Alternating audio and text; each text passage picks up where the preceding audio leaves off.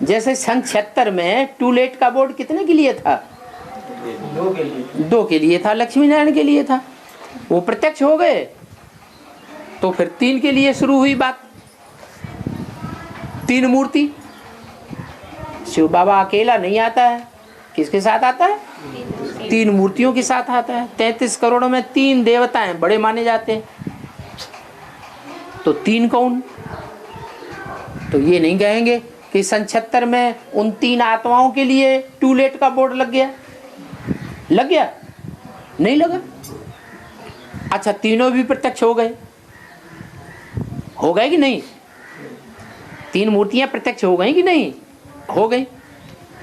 कि अमुक मूर्ति ब्राह्मणों की दुनिया में ब्रह्मा, अमुक मूर्ति विष्णु, अमुक मूर्ति शंकर। तो 3 के लिए ही तो बोर्ड लगा टूलेट का, कि सबके लिए लग गया, सारी माला के लिए नहीं। तो 8 आते हैं फिर। अब 8 में भी अव्यक्तवाणी में तो बाबा ने बोला लेट का बोर्ड लगा है। क्या? अभी कौन सा बोर्ड लगा है? लेट का बोर्ड लगा है, टू लेट का बोर्ड नहीं लगा। तू आगे की बात सोच रही है।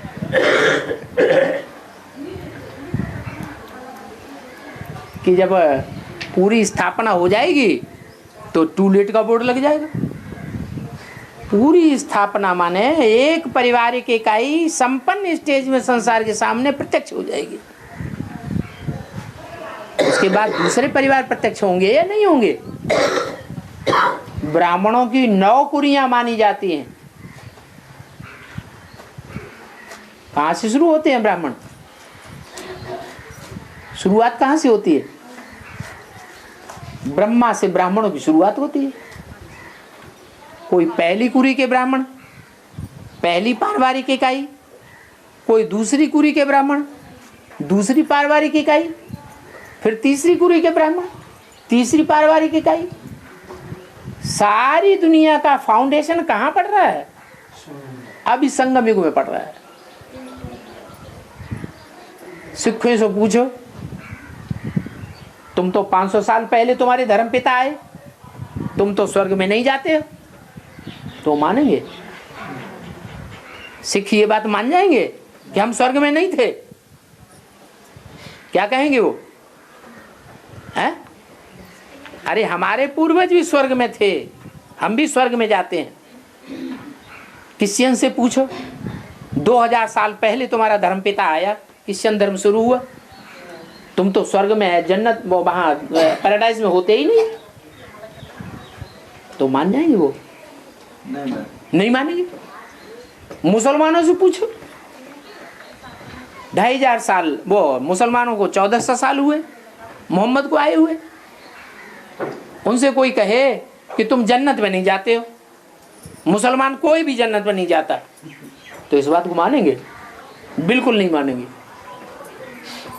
कहीं वाह, हम जन्नत में नहीं जाते हैं तो जन्नत जन्नत हम चिल्लाते क्यों हैं? हमने रसगुल्ला खाया है तभी तो हम रसगुल्ला रसगुल्ला चिल्ला रहे हैं। नहीं खाया होता तो हम चिल्लाते क्यों? तो कोई मानने के लिए तैयार नहीं होगा। इससे क्या साबित हुआ कि हर धर्म की अच्छी अच्छी आत्माएं नई दुनिया की शुरुआत में फाउंडेशन लगाती हैं। ऐसा कोई भी आस्तिक धर्म नहीं है, भगवान को मानने वाला कोई भी आस्तिक धर्म नहीं है जो ये न माने कि हमारे पूर्वज जो हैं वो स्वर्ग में नहीं थे। स्वर्ग के नाम से सबके मुंह में से लार टपकती है, हम भी स्वर्ग में जाएं। तो नई दुनिया का फाउंडेशन भगवान आकर के लगाते हैं। हर धर्म का फाउंडेशन पड़ता है। हाँ, जन्नत जन्नत में फर्क जरूर होगा। कोई एकदम आदि के होंगे और कोई लास्ट के फाउंडेशन वाले होंगे।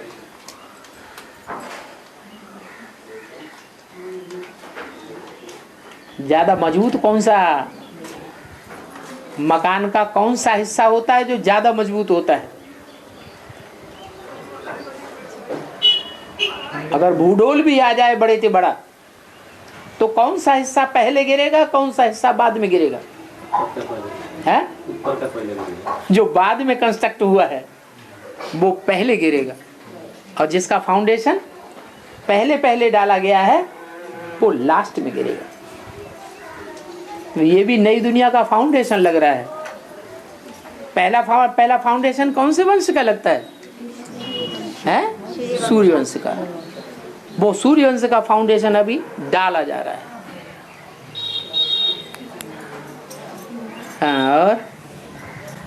और संगम युग में जो ऊंचा नीचा जो पद दिखने होता है ना संगम युग के अंदर, ये संगम युग के अंदर ही ऊंचा नीचा जो पद डिक्लेयर होता है ना आत्मा। क्या होता है?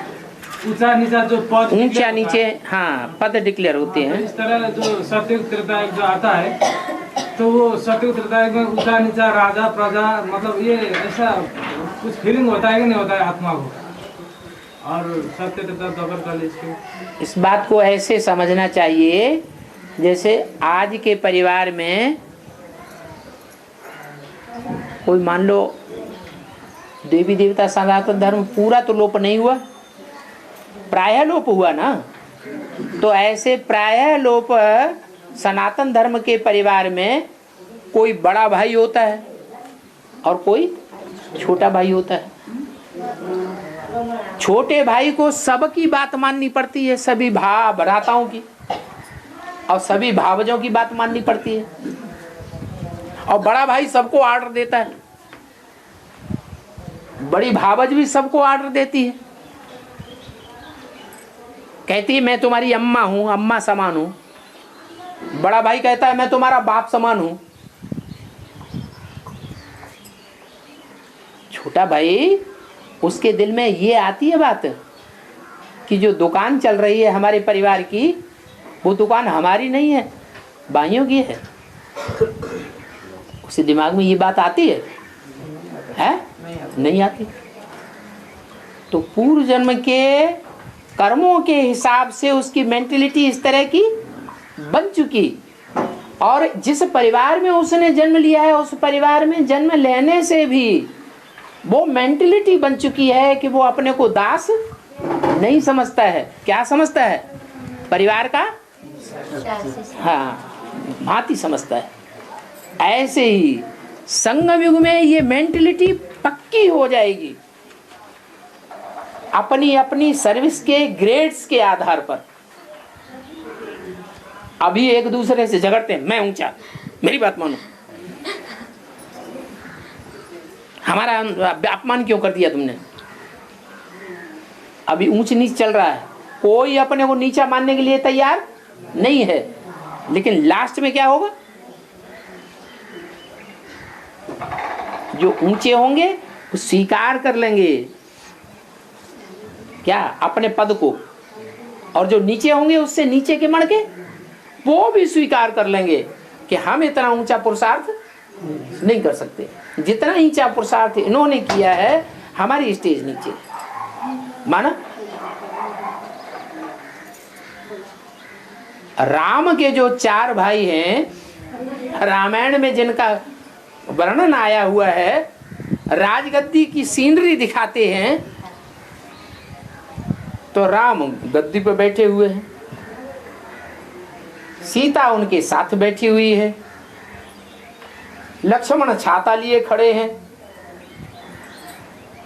शत्रुघ्न पांव धो रहे हैं, भरत चंवर डला रहे हैं, पंखा कर रहे हैं। वो अपने को दास दासी समझते हैं? काम तो दास दासी की कर रहे हैं, फिर समझते क्यों नहीं? तो ऐसे ही अभी के कर्मों के आधार पर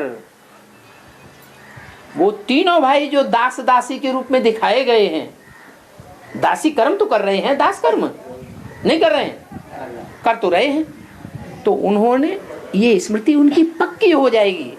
अभी संगम युग में ये स्मृति पक्की हो रही है कि सन 76 में हमने सबसे पहले भाई को पहचाना। किसको? भाई को, जो देवी देवता सनातन धर्म का बीज है। हमने पहचाना, हम बड़े भाइयों के रूप में प्रत्यक्ष हुए, ब्राह्मण परिवार के सामने हमारा नाम भी प्रत्यक्ष हो गया। राम लक्ष्मण भरत शत्रुघ्न, ब्रह्मा के 4 पुत्रों के रूप में, संत सनातन सनंदन सनत कुमार के रूप में ब्राह्मणों ने हमको पहचान लिया। फिर हमारे कर्म,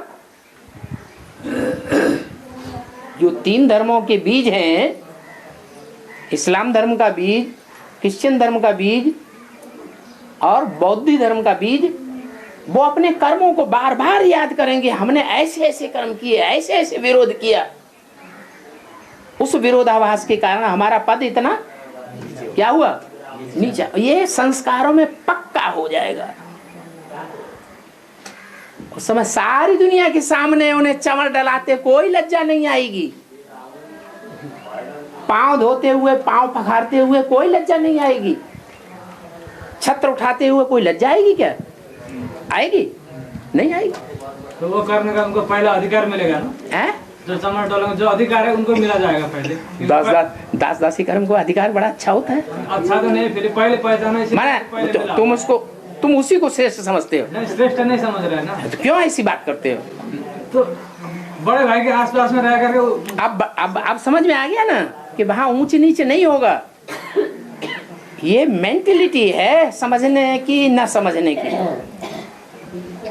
वहाँ जो दास दासी होंगे वो भी यथा राजा तथा प्रजा, ऐसे। वो जो राजा है वो उनको ये नहीं समझेगा कि हमारे दास दासी है, क्या समझेगा, ये मेरे बच्चे हैं, मेरे नाम ही है। नाम क्या है? प्रजा। जा माने जन्म लेने वाला, प्र माने प्रकट रूप से जिसने जन्म लिया है वो प्रजा अर्थात बच्चा। जन्म लेने वाला क्या कहा जाता है? अरे किसी ने हमसे जन्म लिया, वो हमारा क्या कहा जाएगा? बच्चा। तो बच्चा माने प्रजा। पहले जो राजाएं होते थे अपनी प्रजा को किस रूप में पालना देते थे? हैं, दास दासी के रूप में, बच्चे के रूप में। तो जो पहली सृष्टि होगी, पहला जो पीढ़ी होगी नई दुनिया की, वो ऐसी होगी। प्रजावत्सल जो लक्ष्मी नारायण होंगे वो अपनी प्रजा को बच्चों के समान पालना करेंगे। आज के मंत्री कैसे हैं? आज के राष्ट्रपति कैसे हैं? अपने बच्चों के लिए पहले कमा के स्विस बैंक में जमा करते हैं या जनरल पब्लिक के लिए जमा करते हैं? अपने बच्चों के लिए कमा के पहले रखते हैं, देश का सत्यानाश कर देते हैं। तो इनको यथा राजा तथा प्रजा कहेंगे? ये थोड़ा ही यथा राजा तथा प्रजा है।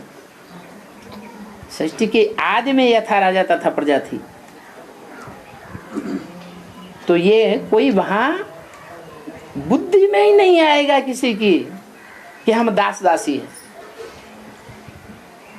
उनकी मेंटलिटी यहां तैयार हो रही है। वो अपने को बच्चा ही समझेंगे। और बाबा, सीता भी तो रावण का ही बच्चा था ना बाबा। रावण सीता को भी तो जन्म रावण ने दिया था ना, रावण का बच्चा है ना सीता भी। ये बात सही। सीता का पार्ट बजाने वाली आत्मा इस समय कौन है? सीता रूप से पार्ट बजाने वाली, सीता का पार्ट बजाने वाली आत्मा इस समय कौन है जिसको रावण ले गया था? सीताएं भी 2 थीं। एक सीता को कहा तुम पावक में करो निवासा, तब लगी करो निशाचर नासा। जो पहले नंबर की सीता है उसको तो कह दिया तुम योगाग्नि में बैठ जाओ। क्या? 76 से पहले से ही वो योगाग्नि में बैठ गई। तुम बैठो योगाग्नि में, तब तक हम निशाचरों का नाश करते हैं। 76 से बाण छोड़ना शुरू कर दिए। कौन से बाण? ज्ञान बाण छोड़ना शुरू कर दिए। तो ऐसे ही छोड़ना शुरू कर दिए या रावण ने पहल की? रावण ने पहल करना शुरू कर दी सीता को चुराने की। अगर रावण दुश्मनी न करता तो बाण छोड़ने की जरूरत थी नहीं। तो दूसरे नंबर की सीता है जिसको रावण ले गया। क्यों ले गया वो भी बता दिया। श्रीमती की लीका का उल्लंघन किया तो क्या करेगा रावण? उठा के ले जाएगा। तो ले गया। वो सीता को जन्म किसने दिया था? किसने दिया था? रावण ने जन्म दिया था। और लव कुश ने जब राम का साथ सामना किया था ना बाबा, वो तो अनजान में किया था ना बाबा। उसने तो जानबूझ के राम के साथ कुछ सामना नहीं किया ना। किसने? लव कुश ने सामना किया था ना बाप के सामने, बांधे सबको घायल कर दिया। राम को मात्र घायल नहीं करना सका। अभी राम को बाप को जो नहीं पहचानते हैं वो ही विरोध करते हैं या पहचानने वाले विरोध करते हैं? अभी ब्राह्मणों की दुनिया में वो लव कुश बैठे हुए हैं कि नहीं? लव कुश भी तो राम। हमारी बात बताओ, वो लव कुश ब्राह्मण अभी की बात है या त्रेता युग की बात है? अभी का बात है। तो अभी इस समय वो लव कुश जो हैं वो ब्राह्मणों के रूप में इस ब्राह्मणों की दुनिया में बैठे हैं या नहीं बैठे हैं? बैठे हैं। तो जो बैठने वाले लव कुश हैं वो विरोध कर रहे होंगे या नहीं कर रहे होंगे? विरोध कर रहे होंगे राम का। क्यों विरोध कर रहे होंगे? क्योंकि वो पहचानते हैं ही नहीं। उन्हीं का नाम रखा गया है भरत और शत्रुघ्न, कोई दूसरे थोड़ा ही है। वो आदि से ही विरोध कर रहे हैं और अंत तक विरोध करते रहेंगे। वो विरोध करने के कारण ही वो देव तो बनते हैं, लेकिन कैसे देवता बनते हैं? नष्ट देव। क्या अष्टदेव में नहीं बालते हैं? वो पालना करने वाले, स्थापना करने वाले ब्राह्मण नहीं है। कैसे ब्राह्मण है? नष्ट करने वाले ब्राह्मण। अपने कुल का ही क्या कर देते हैं? संहार कर देते हैं। उनको कौन सा संप्रदाय कहा जाता है? यादव संप्रदाय। यादव संप्रदाय ने क्या किया? अपने कुल का ही संहार कर दिया।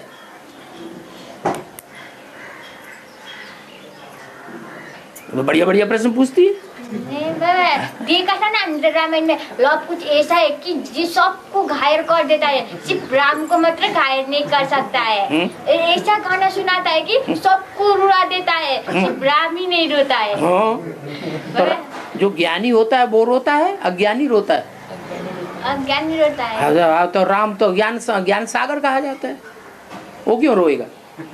वो नहीं रोता है। बच्चा, छोटा बच्चा होता है ना, छोटे बच्चे को हाथ में लो, गोद में लो, तो कहीं नाक पकड़ेगा, कहीं हाथ वो बाल पकड़ेगा, कहीं कान पकड़ेगा।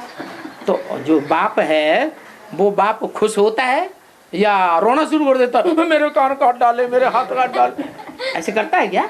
नहीं काट रहा है। तो ऐसे ही राम बाप है ना, वो क्यों रोएगा? और उसके ऊपर कोई बच्चा थोड़ा ही हमला करता है, उसका अज्ञान हमला करता है। भूत हमला करता है, सब सेना को भी घायल कर देता है। खूब मंथन चिंतन तेरा बढ़िया चलता है।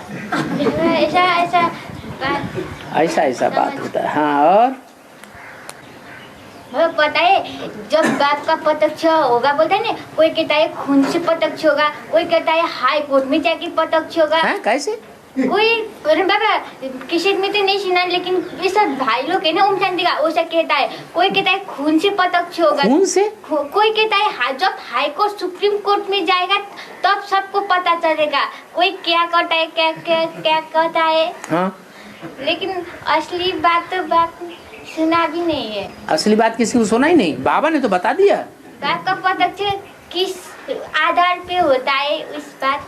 लेकिन बाबा ने तो मुरली में बता दिया किस आधार पे प्रत्यक्ष होगा। बाबा ने बता दिया तुम बच्चों की जो अव्यक्त स्टेज बनेगी वो अव्यक्त स्टेज ही बाप को प्रत्यक्ष कर देगी। जितनी तुम्हारी अव्यक्त स्टेज बनती जाएगी उतना बाप संसार में प्रत्यक्ष होता जाएगा। मान लो 16,000 की माला है, कितने बच्चे हैं राजयोग की पढ़ाई पढ़ने वाले? 16,108 है। अगर 16,108 की अव्यक्त स्टेज बन गई महात्मा बुद्ध की तरह, क्राइस्ट की तरह, गुरु नानक की तरह, अगर ऐसी स्टेज बन गई तो समझो सारी दुनिया में प्रत्यक्षता हो जाएगी। तो तू कर सकती है अभी? तो बाबा आप नहीं कर सकते, पीछे बाप अपने ही सबको करा देगा बुलाए। फिर बाप अपने को ही क्या? बाप ही करा सकते हैं, बाप कर सकती है, पीछे अपना आप ही सब काम हो जाएगा। माना पीछे अपना आप ही हो जाएगा। अभी अपने आप पढ़ना तो बहुत मुश्किल है ना बाबा, ऐसा। अच्छा, वो कह रही है कि अपने आप करना तो मुश्किल है, पहले हमारे सामने सैंपल तो आ जाए। जब सैंपल आ जाएगा तो हम भी कर लेंगे। बहुत होशियार है। हाँ। और पीछे बाबा का गिलानी हो जाएगा तो सब एडमेंस पार्टी सब बाबा के बच्चे को तो यहाँ से खेला देगा, तो सब कहाँ जाएगा? क्या क्या क्या क्या बोला? बाबा का गिलानी हो जाएगा तो सब बच्चे को यहाँ से भगा देगा, तो ये बच्चे कहाँ जाएगा? तभी के लिए तो बाबा ने बोला है कि सब बच्चों को ट्रंक काल आवेगा। चलो, एक ही ट्रेन चलेगी, दूसरी ट्रेन नहीं। जो उस ट्रेन पर बैठ गया चला गया, सो चला गया, रह गया रह गया। सभी काम एक ही समय में होगा बाबा। बाबा का गिलान भी वही समय में होगा और आवाज भी वही समय में आएगा और एक ही ट्रेन भी वही समय में चलेगा। इसका मतलब सभी काम एक ही समय में होगा ना। सन 47 में हिंदुस्तान पाकिस्तान का बंटवारा हुआ, खून की नदियां बही, तो एक ही ट्रेन पर, पहली ट्रेन पर जो चढ़ गए सो बच गए, पहुंच गए, और जो नहीं चढ़ पाए दूसरी ट्रेन में, वो ट्रेन की ट्रेन काट डाली गई। हुआ कि नहीं ऐसा? हुआ था। वो ट्रेन चारों ओर से चली थी, एक एक ट्रेन, ये एक ही ट्रेन की बात थी। हैं? ट्रेन तो तैयार हो रही ना नेपाल में। नेपाल में भी ट्रेन आएगा। बस मस्त। पहले तो ट्रेन नहीं थी नेपाल में, अब तो ट्रेन चल गई। हाँ। और तो सब प्रसन्नचित हो गए बाबा। प्रसन्नचित होने से तो प्रसन्नचित होना अच्छा है ना बाबा। हाँ। सब प्रसन्नचित होने लगे अभी तो धीरे। प्रसन्नचित हो गए, होने लगे बाबा, थोड़े थोड़े करके। हाँ। अब बुद्धिराम तो प्रसन्न चेतन नहीं, वो तो सर नीचे करके बैठा हुआ है। तुम उसको देखा ही नहीं तुमने? नहीं बाबा, हाँ? धीरे धीरे हो जाएगा ना। हम लोग भी सब प्रसन्नचित हो जाएगा। पीछे जाके तो कुछ वो नहीं पड़ेगा, बान पस्ती होना। अच्छा, अगली बार आएंगे तो कोई प्रश्न नहीं रहेगा। फिर शुरू हो जाएगा। कहते हैं कि राम जो है वो रावण के सर काटता जाता था, एक बाण मारा सर कट गया, फिर क्या होता था? लेकिन जब रावण का नाभि में लगा था ना बाबा, तब तो रावण तो मर जाता है। और नाभि तो कपड़े से ढक के रखता है ना, नाभि में कैसे लगेगा? दिखाई नहीं पड़ती है?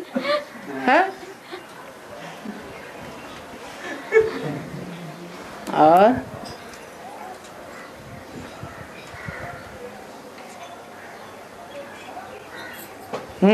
बाबा जब हम लोग वहाँ जाएगा ना तो फिर वहाँ से फिर अपना अपना ठाव भेजा देगा। वहाँ से फिर अपना एक ट्रेन चलेगी तो जाएंगे हम वहाँ माउंट आबू में बैठेंगे, फिर वहाँ से फिर आना पड़ेगा अपना जगह। कहाँ जाएंगे? जब एक ट्रेन चलेगा तो हम वहाँ जाएंगे ना बाबा के घर में। यहाँ तो हम रह ही नहीं सकेगा, बहुत गिलानी होगा। हाँ? तो बाबा के घर में तो सब कुछ जाना ही पड़ेगा। हाँ? अभी खुशी नहीं जाने से बात नहीं, मजबूर से जाना पड़ेगा। हाँ? तो फिर वहाँ से जाके बैठेंगे और फिर बाबा का प्रत्यक्ष होने से तो अपना घर में आना पड़ेगा ना सेवा करने के लिए। बाबा भेजा देगा, अपना जिस ठाव में जन्म लिया उसी ठाव में भेजा देगा। ऐसा बात बाबा सुना था। वो तो दूसरे धर्म वालों की बात है। अभी तो बताया जो देवी देवता सनातन धर्म का पहला छेड़ा है सूर्यवंश, वो तो पहले पहले स्थापन हो जाएगा ना। तो स्थापना हो गई, फिर सेवा की जरूरत है? फिर तो ऑटोमेटिक सेवा होती रहेगी। वो एक परिवार संगठित हो गया, यूनिटी बन गई, तो यूनिटी से उस प्योरिटी को देखते हुए स्वतः ही जो फॉलोअर्स हैं, प्रजा वर्ग है, वो स्वतः ही खिंच करके इकट्ठा हो जाएगा। उनको उनकी सेवा करने की तब जरूरत नहीं पड़ेगी। अभी तो संदेश देना पड़ता है, भाग दौड़ करनी पड़ती है, फिर सब कुछ ऑटोमेटिक होगा। किसके लिए? जो परिवार तैयार हो गया उनकी बात है। फिर सेवा करने कौन जाएंगे? जो और धर्म के परिवार तैयार होंगे, उनको सेवा करने के लिए इधर उधर भेजा जाएगा।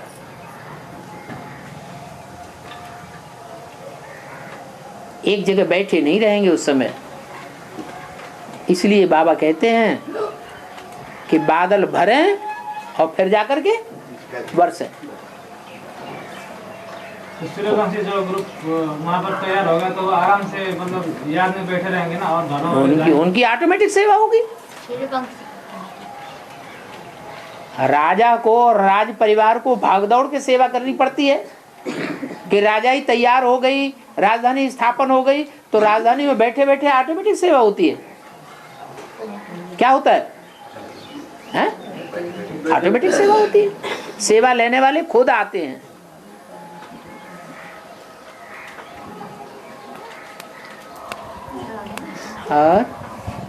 और धर्मों का जो फाउंडेशन पड़ेगा, उसमें फिर यही तरीका चलेगा जैसे अभी सूर्यवंशियों का चल रहा है। और धर्म का फाउंडेशन अलग हिसाब से बैठे, मतलब बाबा ने बोला था ना, एक माला की बात नहीं, ढेर मालाएं तैयार कर देंगे। ऐसे नहीं एक ही माला तैयार होगी 108 की, नहीं, और मालाएं भी बनेंगी। तो कौन सी मालाएं बनेंगी? क्या इस्लाम धर्म वालों की माला नहीं होती है? उसमें क्या 108 ही मड़के होते हैं? नहीं, उनकी माला अलग तरीके की। सिखों की माला अलग तरीके की। उनका स्थानीय अलग अलग दिखाई पड़ेगा या ऐसा ग्रुप अलग अलग दिखाई पड़ेगा? 8 बादशाहियां अलग अलग दिखाई पड़ेंगी। बेबुई वो भी होगा। 8 धर्म दुनिया में अलग अलग दिखाई पड़ रहे हैं कि नहीं? तो उनकी शूटिंग कहाँ होगी? रिहर्सल कहाँ होगी? 8 धर्मखंड दिखाई पड़ रहे हैं कि नहीं दुनिया में? अरे इस्लामी धर्मखंड कोई खास है या नहीं दुनिया में? है। बौद्ध धर्मखंड खास है या नहीं है? सिख धर्मखंड खास दिखाई पड़ रहा है कि नहीं है? तो ऐसे ही 8 धर्मखंड ब्राह्मणों की दुनिया में भी दिखाई पड़ेंगे।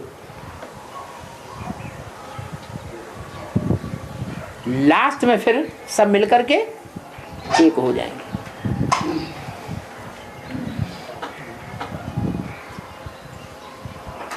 अरे मूल तो नेपाल में बैठी हुई है सारी हिस्ट्री।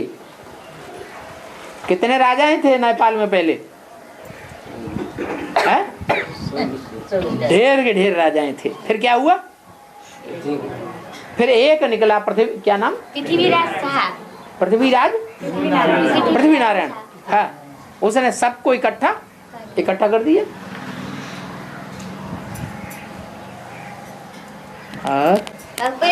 बिटा में एक राजा था, धुराबाद में दूसरा राजा था, इटाभट्टा में भी राजा था, ओसा था पहले तो नेपाल में एक एक जगह में एक एक राजा था।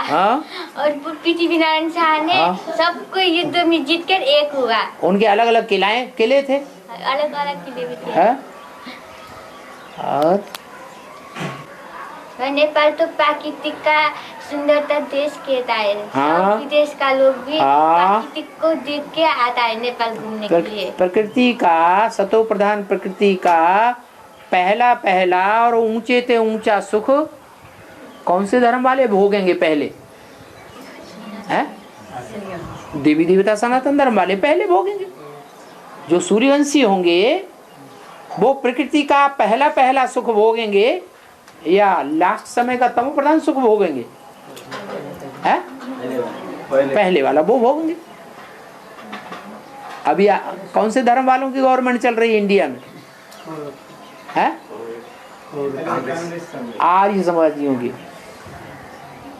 आर्य समाजी जो किसी धर्म को नहीं मानते, क्योंकि आर्य समाजी ऐसे धर्म वाली आत्माएं हैं जो सब धर्मों में चक्कर काटते काटते सब धर्मों को ग्रहण करते छोड़ते, ग्रहण करते छोड़ते, लास्ट में आकर के हिंदू बने हैं। वो सबको आवाहन करते रहते हैं कि तुम आकर के हिंदू बनो।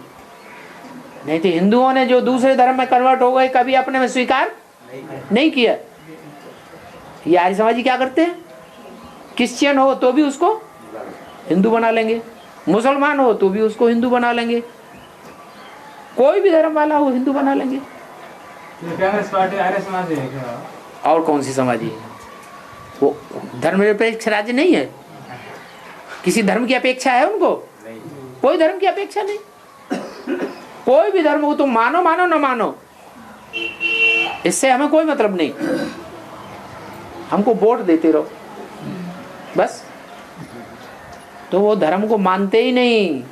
बाबा कहते हैं रिलीजन इज माइट, धर्म में ही ताकत है।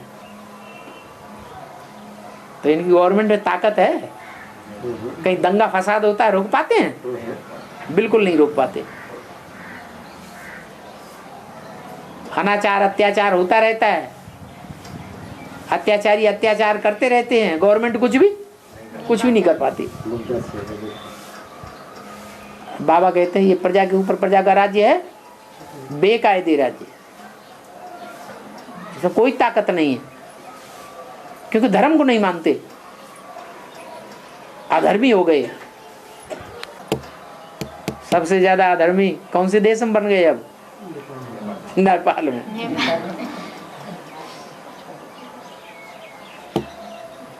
और ये उत्तरी खंड में जो हिमालय पर्वत दिखाई दे रहा है, हाँ, ये मतलब सतयुग की शुरुआत में ये रहेगा क्या बाबा? द्वापर युग को भूल गए?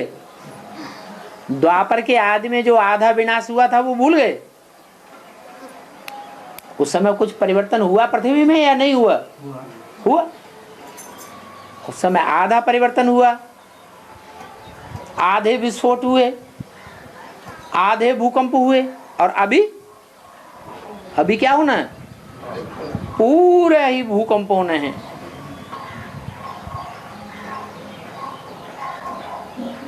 तो ये भूकंप में माउंट एवरेस्ट नहीं रहेगा फिर? ये एवरेस्ट जो है एवर ईस्ट, ये जो पूर्वी सभ्यता का ऊंचे से ऊंची चोटी कही जाती है, वो किसकी यादगार है? सूर्यवंशियों की यादगार है। ये ईशान कोण की यादगार है। भारत की कौन सी दिशा में एवरेस्ट चोटी है? ना, एकदम उत्तर में नहीं है, ईशान कोण में है। उत्तर और पूर्व के कोने में है। ईशान कोण में ईश्वर अष्टदेव दिखाया जाता है। अष्टदेवों में से जो बड़े से बड़ा देवता है, जिसे मुसलमान को लोग कहते हैं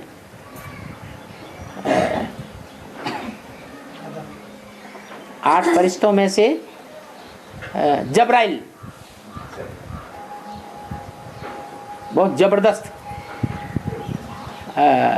फरिश्ता माना जाता है मुसलमानों का। वो देवताओं को नहीं मानते, किसको मानते हैं? हाँ, वो फरिश्तों को मानते हैं। मुसलमानों में, क्रिश्चियंस में देवताओं की पूजा नहीं होती है। भारतवर्ष में देवताओं की मान्यता है, देवताओं की पूजा होती है। भारतवर्ष में भूत प्रेतों को अच्छा पूजना नहीं मानते। ये भूत पूजा आई है विदेशों से। जब से मुसलमान आए हैं तब से हिंदुस्तानियों ने भी भूत प्रेतों को पूजना शुरू कर दिया। पहले देवी देवताओं की यहाँ मान्यता थी। तो भूत प्रेतों में ही एक श्रेष्ठ योनि मानी जाती है फरिश्तों की। उन फरिश्तों में सबसे बड़ा फरिश्ता जब्राइल माना जाता है। देवी देवता सनातन धर्म वालों में उनका नाम देते हैं महादेव। देवताओं में जबरदस्त देवता, उसको ईशान कोण में दिखाया है, जहां से पहले पहले प्रत्यक्षता होती है। सूर्य कहाँ से निकलता है? ईशान नहीं, पूरब से नहीं निकलता। पूरब में भी जो पूरब है, क्या पूरब कहेंगे? जैसे ये पूरब है तो पूरब इधर से इधर तक, पूरब में भी जो पूरब है उसको कहेंगे ईशान कोण।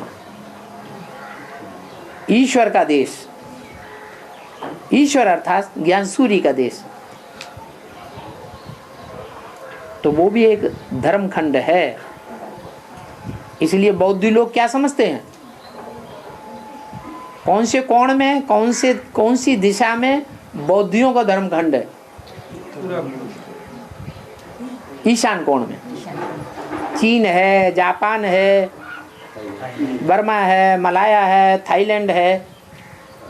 दुनिया के ये जो ईशान कोण के देश हैं वो सब बौद्धी धर्म खंड हैं। तो बौद्धी लोग ये समझते हैं कि हम सूर्यवंशी हैं।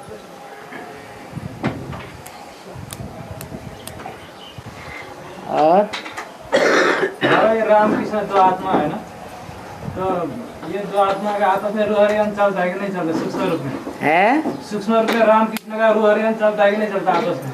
है, क्यों नहीं चलेगा? बाप बच्चे हैं तो रूहरियन नहीं चलेगा?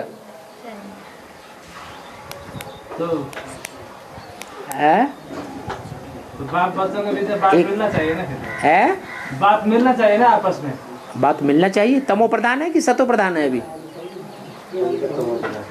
अरे मेल सतो प्रधानता में होता है या तमो प्रधानता में होता है? सतो प्रधानता में मेल हो जाता है, और तमो प्रधानता में बाप बेटे में लड़ाई हो जाती है। और तो ये किसी ये जो ब्रह्मा कुमारियों को संभालेगा तो वाली ब्रह्मा की आत्मा भी समझता होगा ना कुछ? ब्रह्मा कुमारियों को, जो ब्रह्मा कुमारी का जो संसार है ना, ग्रुप है, तो उनको संभालने का, देखने का अपने को कुछ जिम्मेदारी समझता होगा ना कृष्ण के सब। हाँ, तो जाते हैं ना संभालने के लिए। ब्रह्मा कुमारी विद्यालय में जहाँ बेसिक नॉलेज पढ़ाई जा रही है, कर्ता धर्ता मूल आत्मा कौन मानी जाती है? ब्रह्मा कुमार कुमारियों को, या ब्रह्मा कुमार कुमारियों की बुद्धि में कर्ता धर्ता कौन है? कोई है या नहीं है? बड़े में बड़ा किसको मानते हैं? ब्रह्मा को मानते हैं। तो जिसको बड़ा मानेंगे वो संभाल नहीं करेगा। तो संभालना कल्याण है ना, फिर है वो जो संभालना हो रहा है तो कल्याण ही हो रहा है ना। हाँ, कल्याण है तो कल्याण हो रहा है, तो तुम जाकर के बैठना चाहिए ना कल्याणकारियों के पास। तुम डरते क्यों हो? कल्याण की जगह पर नहीं बैठते, कल्याण की जगह पे आके बैठ जाते हैं। जो कुछ भी हो रहा है कल्याण ही हो रहा है, तो इस हिसाब से कल्याण है ना। तो यही तो हम कह रहे हैं कि वहाँ कल्याण के बीच में बैठना चाहिए ना। कल्याणम भवतु, पूरा ही कल्याण कर देंगे। इस सृष्टि में बिच्छू का होना कल्याणकारी है या अकल्याणकारी? कल्याणकारी है बाबा। कल्याणकारी है, अकल्याणकारी है। बिच्छू तो काटता है। दो बातें कर देती है। देखो मैंने तो अकल्याणकारी है बोला ना। अकल्याणकारी बोला, अच्छा अच्छा अच्छा। बुद्धिराम क्या कहते हैं?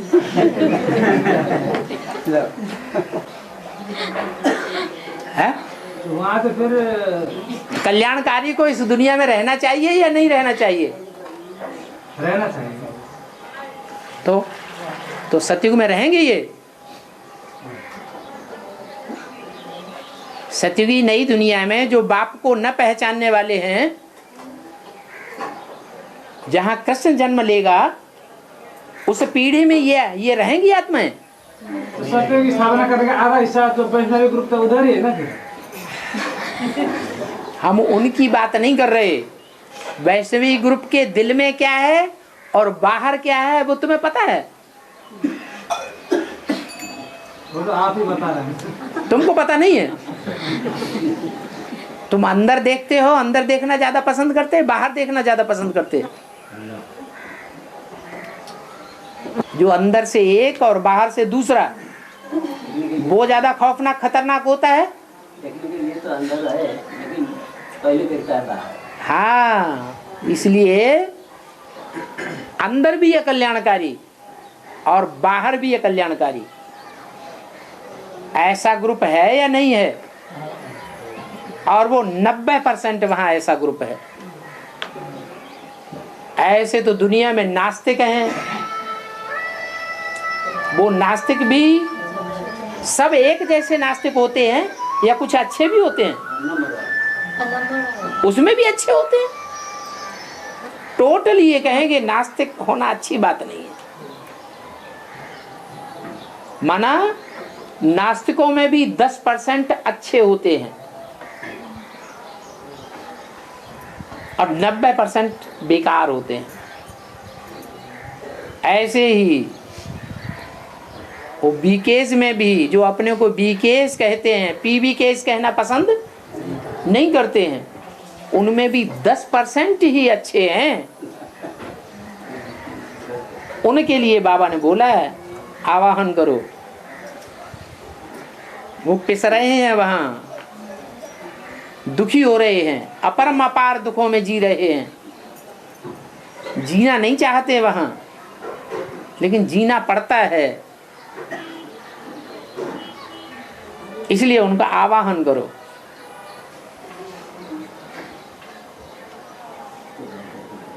बाकी तो बाहुबल वाले विनाश को पावेंगे।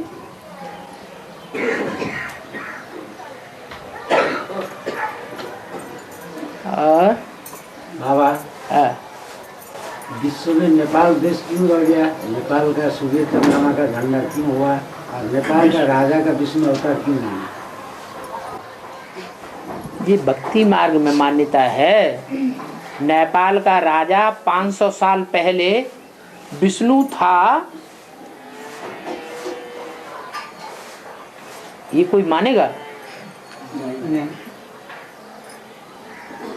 नहीं मानेगा, क्योंकि विष्णु का राज्य तो ऐसी दुनिया में होना चाहिए जहां नो विष है टाल,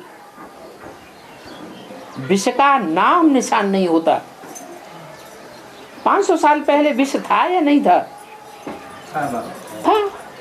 तो वो सिर्फ भक्ति मार्ग वाले मानते हैं कि 500 साल पहले जो राजा था नेपाल में वो विष्णु था।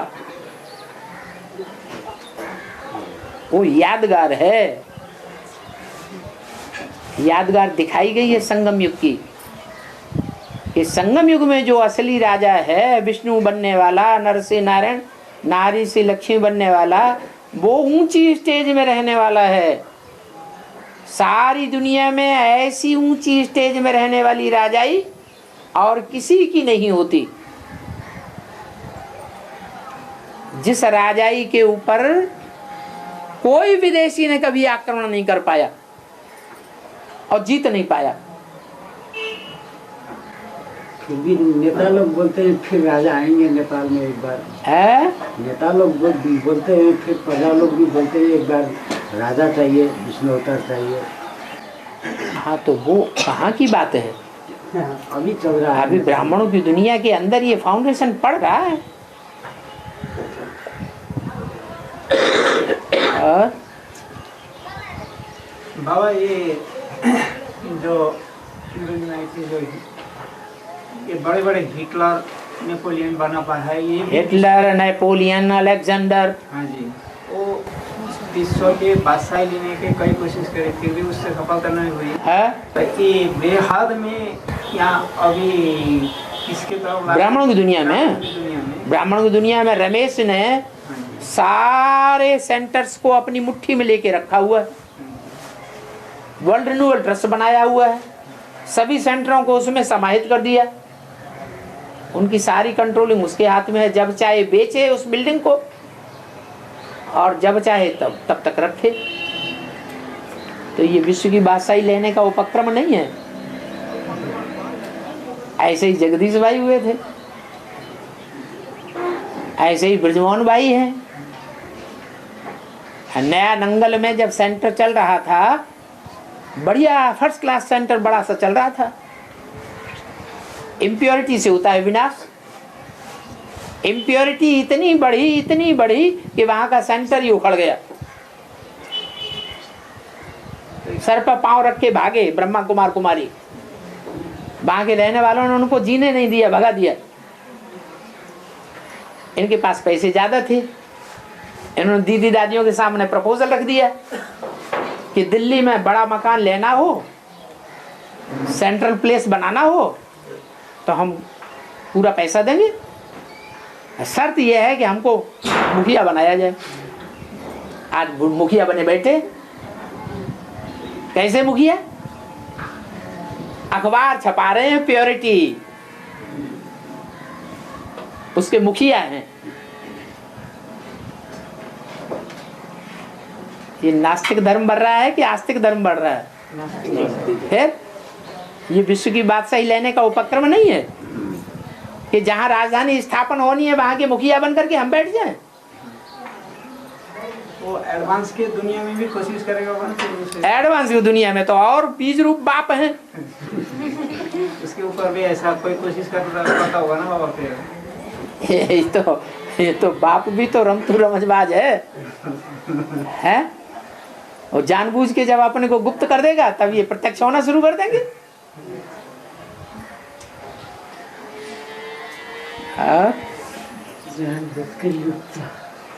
गुप्त होना मतलब अंत समय का इशारा है ना। मौका है ना विश्व की बादशाही लेने का। नहीं तो बच्चे कहेंगे लो अपने को प्रत्यक्ष करके बैठ गए, दूसरों को तो मौका ही नहीं मिला। तो मौका मिलना चाहिए ना, लेकिन जो मौका मिले उसमें अपने को कंट्रोल भी तो करना है। कौन सी कंट्रोलिंग? आत्मिक स्थिति में रहने की कंट्रोलिंग। ऐसा ना हो कि देहभान आए अब बस दूसरों के ऊपर अत्याचार करना शुरू, जोर जबरदस्ती करना शुरू, हिंसा करना शुरू। कोई भी तरह की हिंसा शुरू होती है तो डबल हिंसा तक पहुंच जाती है, बेविचार फैल जाता है।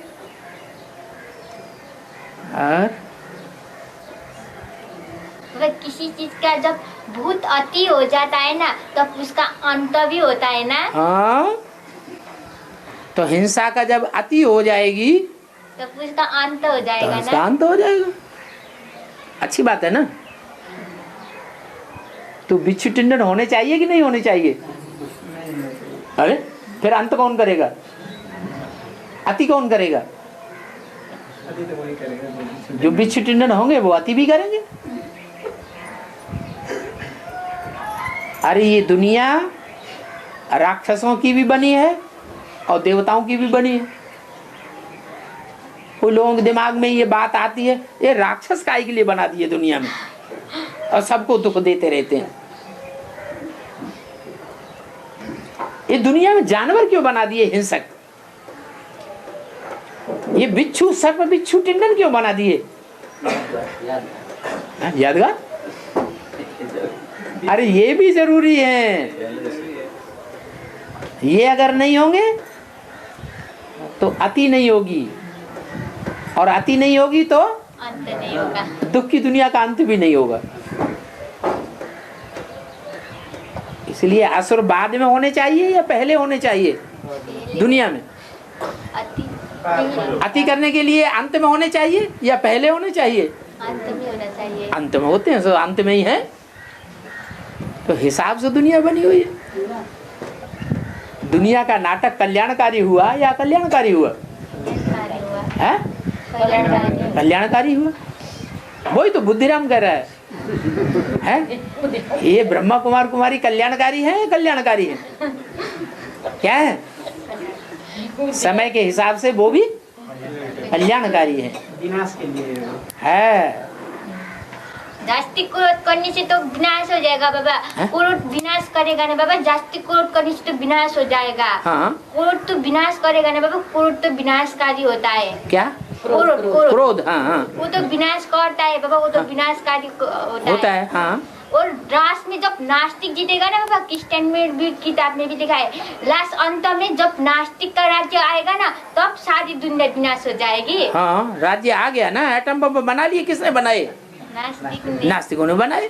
अभी तो नेपाल में भी नास्तिक का राज्य चल रहा है बाबा। हाँ, तो विदेशों का राज्य नहीं होना चाहिए।